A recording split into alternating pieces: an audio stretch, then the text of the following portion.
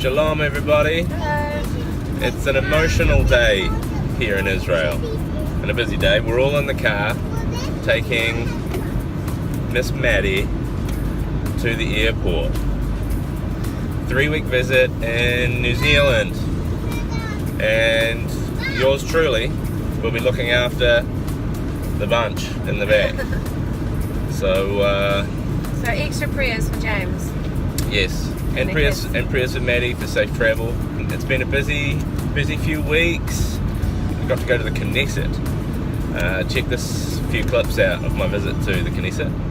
It's been an honour to stand with Christians from all over the world in the Speaker's office in the Knesset. We have just, as a group of leaders from Christian ministries across the land, given a statement of solidarity standing with Israel and repentance for centuries of mistreatment, unjust and cruel treatment. So this is a historic moment to be here for Return Ministries, the Aliyah Return Centre in the Knesset. At the Aliyah Return Centre, we're working with over 40 nations to work unconditionally and show acts of love that are helping build relationships between Christians and Jews while bringing the people of this land back home, the Jewish people back to Israel, and restoring the land.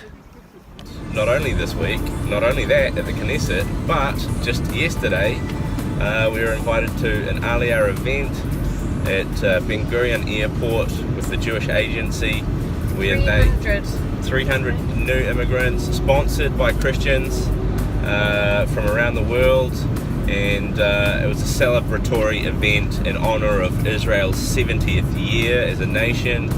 That was really cool to be there and to interview a few new Olim who have just arrived back.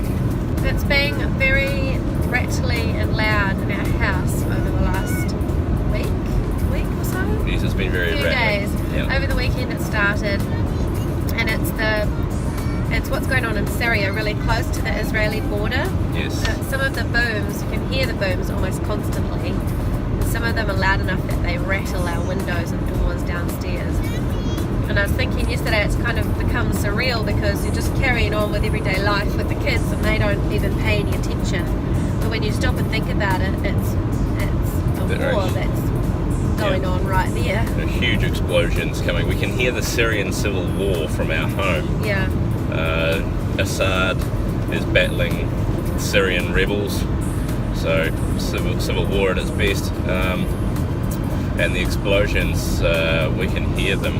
There's a city called Nawa. If you look at it on the Google map, as the crow flies or as the missile flies here in Israel, it's about an hour's drive, or the equivalent of an hour's drive if we could drive there, which we can't. And the booms just echo right over the lake and into our home. Even, in fact, just yesterday, the rocket sirens went off all over the Golan as well. And that's the Israel detection systems for incoming alerts were alerted, but it turns out it was a false alarm. Nothing actually came over the border.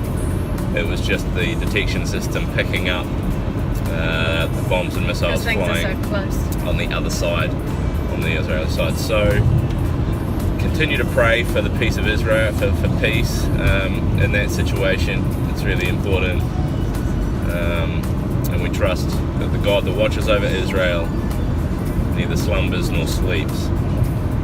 So I'm going to be in New Zealand for 3 weeks. I leave again on the 13th of August.